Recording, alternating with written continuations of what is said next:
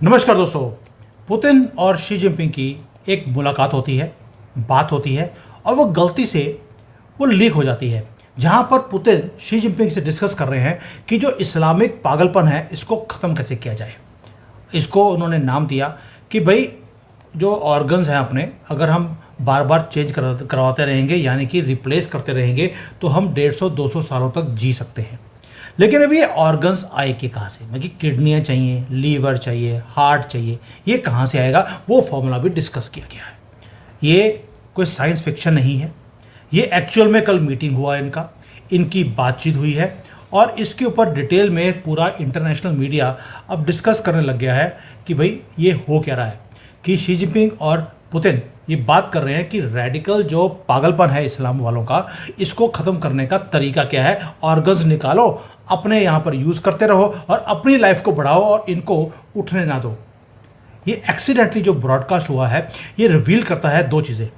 एक, जो इस्लामिक पागलपन है उसको ख़त्म करने का एक ही तरीका है, इनको एलिमिनेट करना पड़ेगा। मोदी जी बोलते हैं, मोहन भागवत जी क्या बोलते हैं, इनको साथ में चलाना पड़ेगा और ये बोलते हैं इनको चलाओ नहीं चराओ और उसके बाद इनको ख़त्म करो। और इन्होंने बोलना शुरू कर दिया कि ट्रांसप्लांट करने पड़ेंगे अपने ऑर्गन्स को और बायोटेक्नोलॉजी को यूज़ करना पड़ेगा ताकि हम 150 साल से भी ज़्यादा हम जी सकें। और भारत को अंडरस्टैंड करना पड़ेगा ये टेरिफाइंग इम्प्लीकेशंस है जो दो बहुत बड़े लीडर्स चाइना और रशिया दोनों मिलकर बात कर रहे हैं इमॉर्टल बनने की और क्रश करना है रेडिकल एलिमेंट्स को इससे पहले कि वो एक मॉन्स्टर बन जाए जिसको स्टॉप करना इम्पॉसिबल हो जाएगा। आज यूरोप में, यूके में ये मॉन्स्टर बन चुके हैं, भारत में भी मॉन्स्टर है। आपको मालूम है कि यहाँ पर भी तेज़ी से बढ़ते जा रहे हैं। इसके ऊपर कुछ कदम मोदी जी ने उठाए हैं, लेकिन अभी भी वो सबका साथ सबका विश्वास वाला जो स्यापा है वो भारत में ख़त्म नहीं हुआ। मैं बार बार बोल रहा हूँ, आपके पास दो ही फॉर्मूलेज हैं, या तो चाइना वाला किडनी निकाल लो या इजराइल वाला ख़त्म कर दो। और पूरा का पूरा गाज़ा का बाजा बना दिया, खाली करके बोल रहा मैं सारा टेक ओवर करूँगा।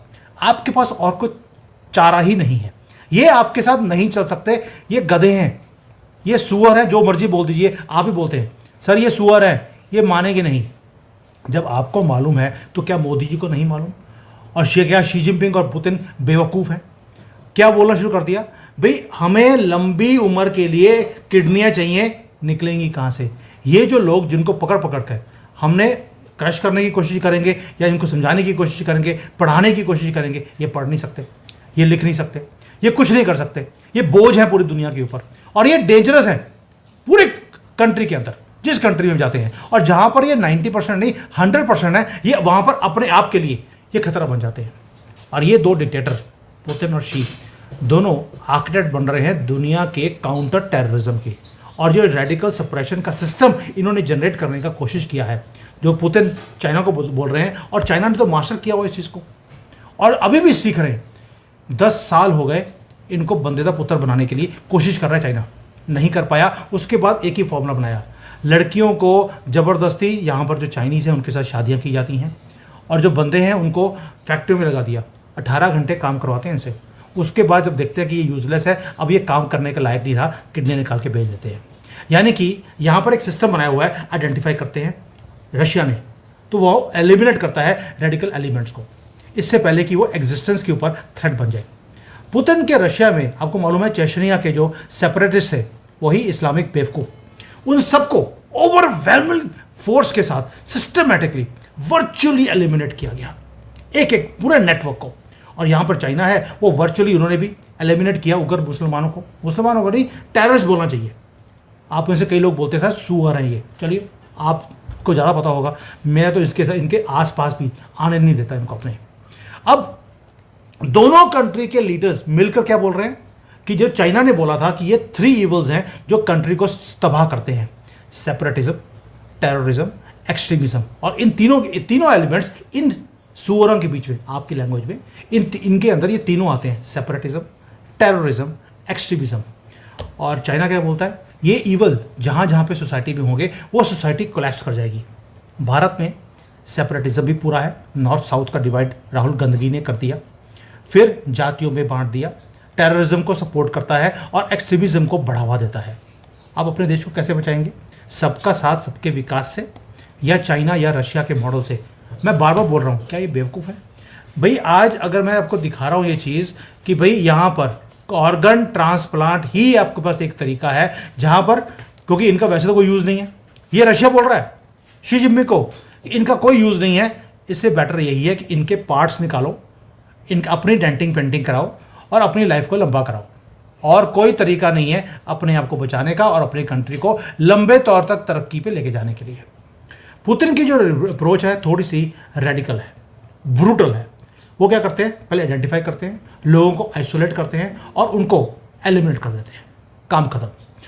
चेचनिया के साथ ऐसे ही किया, लेकिन वो इससे पहले कि टेररिस्ट इनके ऊपर अटैक करे, ये पूरे के पूरे नेटवर्क को ही, इंफ्रास्ट्रक्चर को जड़ से उखाड़ कर फेंक देते हैं। और जो इंटेलिजेंस एजेंसीज हैं रशिया की, वो ये सारी सर्विसेज इसी काम पे लगी हैं कि पहले स्ट्राइक हम करेंगे, टेररिस्ट पहले स्ट्राइक नहीं कर पाएगा। और अब जो ये कॉन्वर्सेशन दोनों की हुई है, इस पर चाइना क्या बोल रहा है, तुम तो आइडेंटिफाई करते हो, हमने आइडेंटिफाई ऑलरेडी कर लिया है, हमने ऑलरेडी टीम ऑफ डॉक्टर्स को खड़ा किया हुआ है, स्पेशलाइज्ड हॉस्पिटल्स हैं, उसके अंदर हम बस आपको पता है क्या करते हैं।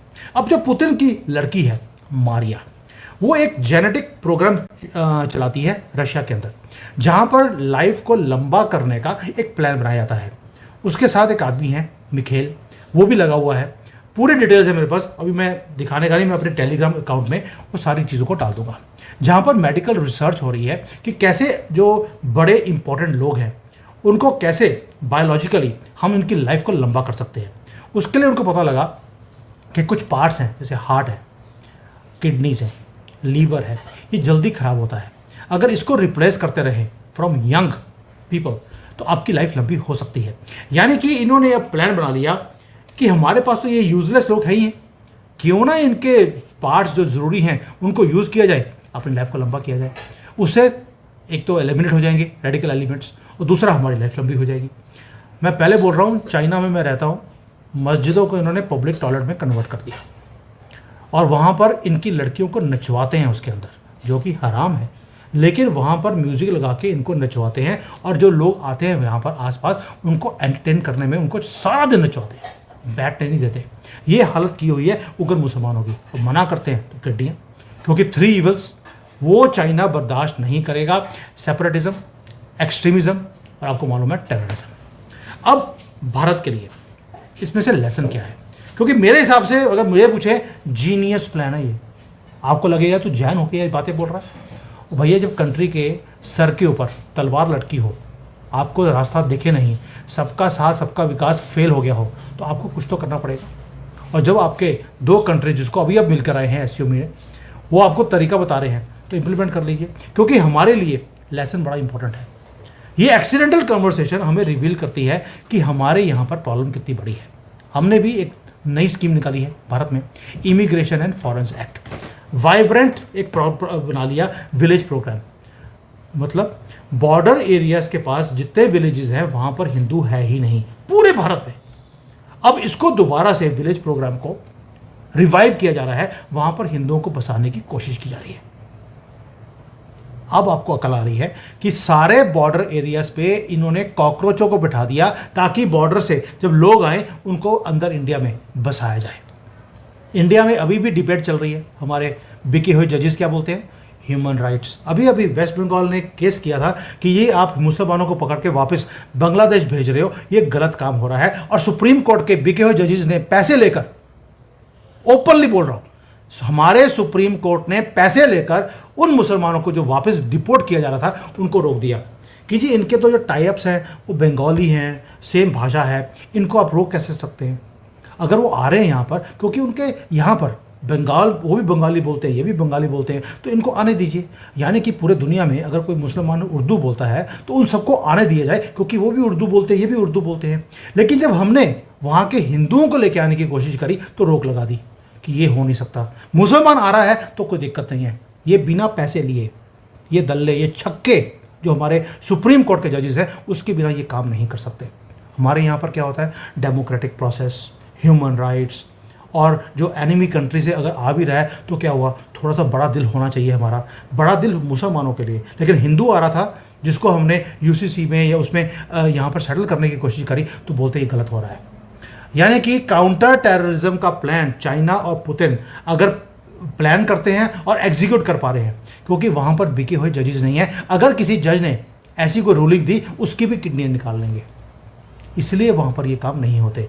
मोदी जी, जिस दिन आपने इन जजेस की किडनियां निकालनी शुरू कर दी, एक की निकालनी है बस, ये सिस्टम अपने आप ठीक हो जाएगा। आप, मैं कहता हूँ पुरुषोत्तम राम बन के रहिए, कोई दिक्कत नहीं है, लेकिन कभी कभी बीच में परशुराम भी बनना पड़ता है, उसके बिना चीज़ें नहीं होती। अब जो प्लान बनाया इन्होंने भारत ने, वो क्या बोल दिया, अगर कोई रोहिंग्या पकड़ा गया तो उसको 5 साल की जेल होगी और 5 लाख रुपए का फाइन लगेगा अगर आपने इलीगली भारत के अंदर एंटर करने की कोशिश करी है।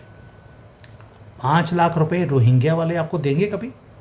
वहाँ पे तो ये कपिल सिब्बल दूसरा छक्का वो आके खड़ा हो जाएगा कि सर ये तो गरीब लोग हैं, इनके पास तो 5 रुपए नहीं है, हमें इनको 5 लाख रुपए देने चाहिए क्योंकि हमने इनको पकड़ा है, ये तो हमने ह्यूमन राइट्स की वायलेशन कर दी। और भारत की गवर्नमेंट को उन रोहिंग्या के जानवरों को 5-5 लाख रुपए देने पड़ेंगे, क्योंकि फिर पहला छक्का सुप्रीम कोर्ट के बिके हुए जजेस वो जजमेंट भी दे देंगे, यस इंडियन गवर्नमेंट को 5 लाख रुपए देने चाहिए, घर देना चाहिए और इनके बच्चों को पढ़ाना भी चाहिए। ये जजमेंट आ चुकी है, ये मैं कोई सेंसेशन नहीं क्रिएट कर रहा हूं, ये एक्चुअल में हमारे कंट्री में हो चुका है। और पुतिन और शी क्या बात कर रहे हैं कि किस तरह से इनकी किडनी निकालनी है, ऑफिशियल स्टेटमेंट है उनकी अब, और स्ट्रेटेजिकली कैसे इनको एलिमिनेट करना है। अब आप मुझे बताइए, हमारा जो तरीका है 5 लाख रुपए, 5 साल की जेल, जहाँ पे आप इनको खाना खिलाएंगे फ्री में, फैक्ट्रियों में काम नहीं कराएंगे जैसे चाइना वाला करवाता है, और उसके बाद इनको 5-5 लाख रुपए भी देंगे, इनको घर भी देंगे और इनको बसाया जाएगा भारत में, ताकि ये आपके खिलाफ वोट भी करें और यहाँ पर दंगे भी कराएं। कौन सा मेथड इफेक्टिव है, अब मुझे बता दीजिए। दोस्तों, ये कॉन्वर्सेशन एजिंग लीडर्स की बात नहीं है, ये मोस्ट इफेक्टिव रेडिकल थ्रेट को खत्म करने का प्लान है, ताकि वो खुद अपने पावर में भी रहें और इस जानवर को खत्म भी करें, ताकि वो आपकी कंट्री के लिए थ्रेट ना बन जाए। और भारत की जो सिक्योरिटी है वो डिपेंड करती है कि कैसे आप अपनी पॉलिसी को इनकी पॉलिसी को मैच करते हैं। मैंने अभी रिसेंटली बात करी थी, सिंगापुर का पीएम और प्रेसिडेंट, पीएम अभी आया हुआ है, प्रेसिडेंट पहले आके गया है। आपने क्या बात करी कि तुमने यार वहाँ पर रेडिकलाइजेशन को तुमने बढ़ने क्यों नहीं दिया? उनका भी आंसर एक ही था, सारे मैड्रसा, सारी मस्जिदों के ऊपर हमारे कैमरे हैं, अंदर कौन सी बात हो रही है क्या नहीं हो रहा वो सारी हमारे कंट्रोल में है, और अगर वो पागलपन पे आते हैं तो इमीडिएटली किडनियाँ निकाल लेते हैं। उन्होंने भी आपको फॉर्मूला दे दिया और उन्होंने भी चाइना से सीखा है, क्योंकि चाइना और सिंगापुर की अच्छी दोस्ती है, दोनों पॉलिसीज सेम बनाते हैं और सिंगापुर में चाइनीज़ बहुत ज़्यादा काम करते हैं। अब तरीका मैंने बता दिया, मैंने क्या बताया, पुत्र ने बताया, भाई मैं तो सिर्फ प्रेजेंट कर रहा हूँ। I hope government of India में कोई सुन रहा होगा हमारी वीडियो को, इनको पकड़कर वापस भेजने का फ़ायदा नहीं है, 1 हफ्ते के बाद वो दोबारा आ जाते हैं, क्योंकि नेटवर्क को आप तोड़ नहीं पा रहे हो। तब इसलिए तोड़ नहीं पा रहे क्योंकि सारी अपोजिशन लगी है इनके नंबर्स को बढ़ाने के लिए भारत के अंदर, ताकि वोट बैंक बने। आपको सिर्फ एक ही काम करना होगा कि हमारे यहाँ पर जो 20-20, 30-30 लाख रुपए में किडनियाँ मिलती हैं और 2-2, 3-3 साल की वेटिंग है, आपके ही मंत्री बीजेपी के वो सिंगापुर जाते हैं, 1 हफ्ते में किडनी मिल गई थी सुषमा स्वराज को, ऐसी नहीं मिली थी। अब आपको समझ आया कि वहाँ पर किडनियाँ क्यों मिलती हैं। और आप में से किसी को भी किडनी चाहिए होगी, प्लीज़ मुझे कांटेक्ट कर लेना, 1 हफ्ते में किडनी दिला दूंगा, दोनों, क्योंकि यहाँ पर एक नहीं निकालते, दोनों निकालते हैं। आपको दोनों किडनियाँ रिप्लेस कर देंगे, कोई चिंता नहीं है, 1 लाख रुपये में। भारत में 30 लाख लगते हैं, 2-2, 3-3 साल की वेटिंग है, इसलिए हमारे मंत्री सिंगापुर जाकर अपने ट्रांसप्लांट करवा के आते हैं। अब आपको तरीका पता लग गया। प्लीज़ ये वीडियो को मोदी जी तक पहुँचा देना या अमित शाह तक, कि अगर आपको वाकई में भारत को बचाना है, आपको ये 3 इविल्स जो चाइना ने एलिमिनेट करने का प्लान बनाया है, आपको भी करने पड़ेंगे, ताकि कंट्री भी सेफ रहे और आपकी भी लाइफ लंबी रहे।